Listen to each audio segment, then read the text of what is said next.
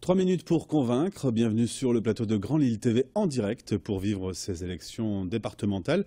Attention, le premier tour a lieu ce dimanche. Sur notre plateau, nous invitons le binôme représentant les couleurs de l'UMP. Bonjour, bienvenue chez nous. Bonjour. Doriane Bécu et Maxime Cabaye, vous avez tous les deux 3 minutes pour convaincre nos téléspectateurs. Très bien, merci. Je vais commencer par me présenter. Donc Maxime Cabaye, j'ai 37 ans, je suis salarié d'entreprise, ancien militaire et Saint-Cyrien. Et actuellement, je suis conseiller délégué à Tourcoing pour les anciens combattants et le devoir de mémoire.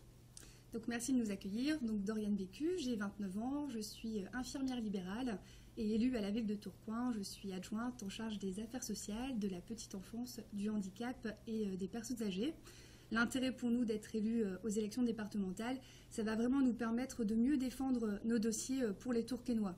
Je pense aux personnes âgées. Actuellement, pour celles qui sont dépendantes, il faut attendre 3 à 4 mois pour pouvoir bénéficier d'une auxiliaire de vie. Ce n'est pas acceptable, c'est beaucoup trop long pour elles.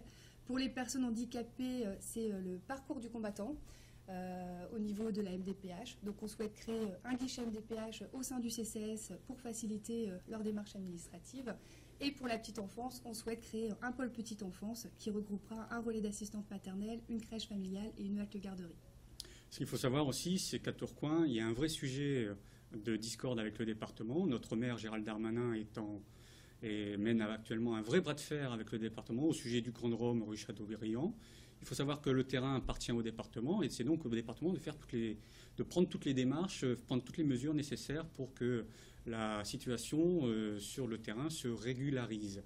C'est-à-dire qu'avec nous au département, ce que nous proposons déjà, c'est le démantèlement du camp, parce que dans des conditions d'hygiène et sanitaire totalement inacceptables et inhumaines, nous avons actuellement plusieurs familles avec des enfants qui se retrouvent sur ce terrain.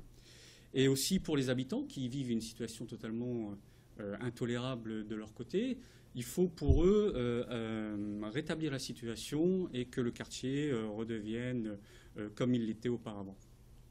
D'accord, il vous reste une cinquantaine de secondes pour vous exprimer. Bien. On peut continuer sur le sujet de la sécurité, c'est-à-dire que nous voulons, avec Gérald et Doriane, pour les abords des collèges qui sont en charge du département, pouvoir mieux sécuriser les abords, mieux protéger nos enfants. Cela se fera en lien avec la ville, bien entendu, et notamment en lien avec la police municipale de Tourcoing qui est en pleine transformation actuellement. Bien entendu, nous voulons continuer à pouvoir, comme à Tourcoing, baisser les impôts sur le département par des choses très simples, suppression de voitures avec chauffeur qui sont de façon pléthorique au niveau du département, réduire le budget communication, réduire le budget des réceptions pour que les Tourquenois puissent se retrouver au niveau des impôts locaux. Voilà, merci. Le temps est écoulé. C'est la dure loi de ce chronomètre. Merci beaucoup.